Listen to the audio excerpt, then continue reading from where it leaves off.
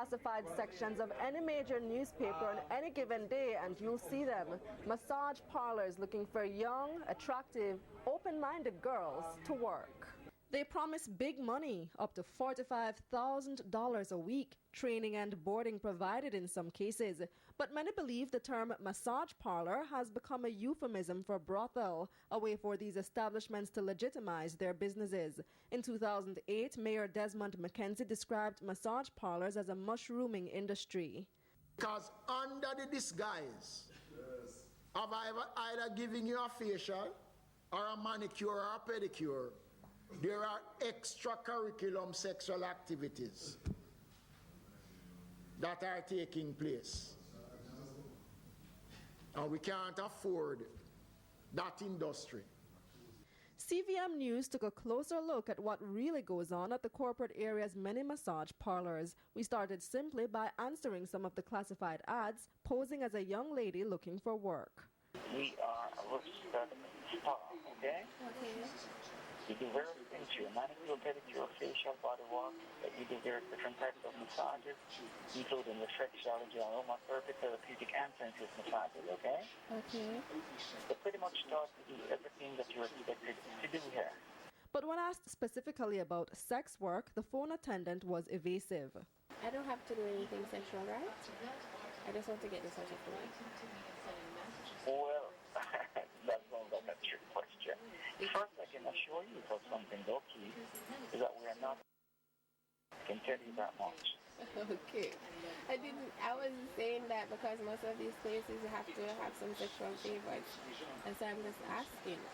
I know what you're asking. I mean, I'm trying to provide you with that information as you ask. Would that be a requirement in any part of this job?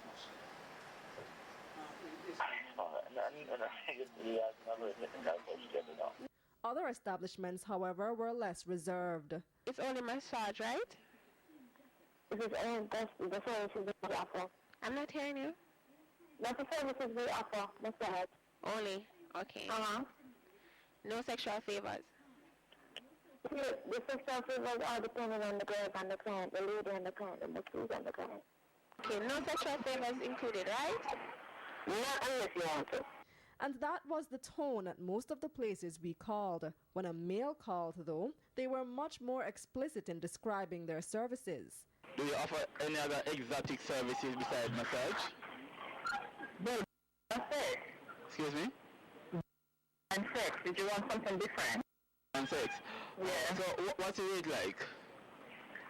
I'm going to call it for 20 minutes. Only 20 minutes? The difference between what attendants told our male and female callers is stunning. According to Deputy Superintendent of Police Errington Malcolm, who's head of the Organized Crime Investigation Division, OCID, deception is one of the methods places like massage parlors use to entice young girls into the business. In part 2 of CVM Investigates, we find out what happens to some girls and women after they sign on to the job. Kalilah Enriquez, CVM News.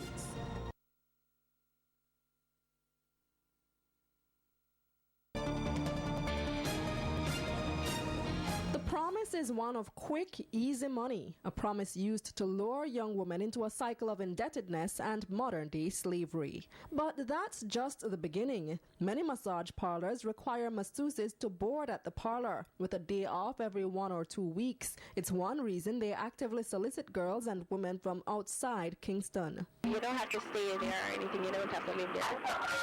Where are you calling from? I'm in Kingston, Crossroads. It was best for you to live in. That's the more best you to stay in the premises. How long do you have to live there? 2 weeks. 2 weeks. Boarding comes at a cost, however. In most cases involving women and girls, this means engaging in sex work. This is part of the arrangement to get you indebted. So travel if you're an outsider. Living if you are not from there. So living by itself would create an opportunity for you to be indebted to the person who take you there. So this is why the cycle is continuing. And this is why you're always indebted. It's a system referred to as human trafficking, and that's exactly the experience shared by a sex worker we interviewed. Peaches has been an exotic dancer for several years, traveling across the island and around the Caribbean. Although she's never worked in a massage parlor, she once found herself trapped in a system of trafficking. They lock you up around the back like they do dogs, and you can't come out unless they come to open the place for you to come out. They don't want you to buy food out on the road, they want you to buy it in the club. Right? If you get a night off, you can't go outside, you can't go anywhere else to party, you just have to stay there. If you are sick, you have to work the same way. Like women who are trafficked into Jamaica from neighboring islands, Peaches found herself unable to seek help from the police. In her case, however, it was over in 3 months. They take your passport, even the same person who owns that club. When that person doesn't want you there anymore, that person call immigration on you, right? And you cannot go to the police because this person have influence. Right? So it's really bad for you there. You're there as long as that person wants you there. Because I remember the day when the club owner called me and told me, oh, you're leaving tomorrow. In the Bahamas, where Peaches has also worked, exotic dancing is illegal. There, she says police and immigration raids were frequent. In Jamaica, however, authorities appear to have a more lax attitude towards the sex industry. In part 3 of this series, we'll take a look at how those authorities are responding. Kalilah Enriquez, CBM News.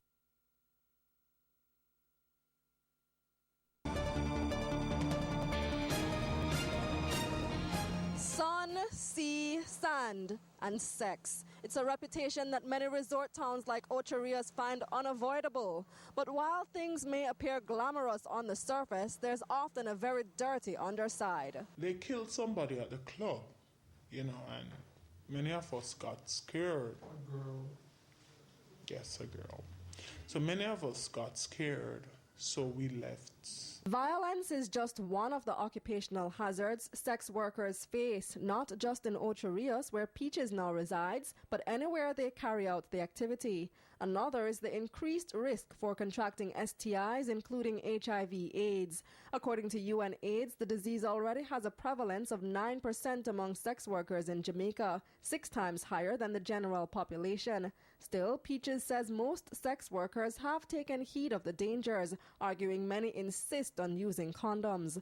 Furthermore, she believes cracking down on establishments that tolerate or promote sex work will be counterproductive. But if you close the clubs and you close the massage parlors and the sex workers go underground, it would be so much worse.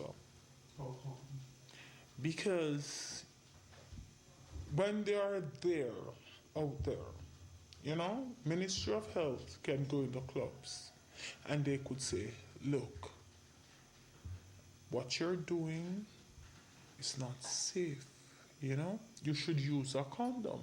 And to some extent, the authorities have been tolerant of the industry, although there are exceptions. You have to have other indices to point you towards why you would want to go on a particular premises.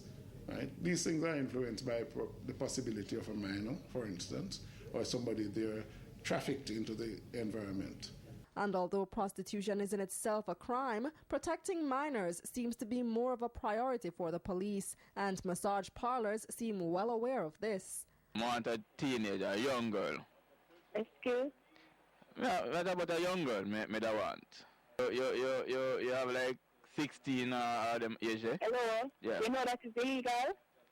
But Peaches warns that with tougher economic times, more and more women and girls will seek out the profession, and at an increasingly younger age. Kalilah Enriquez, CBM News.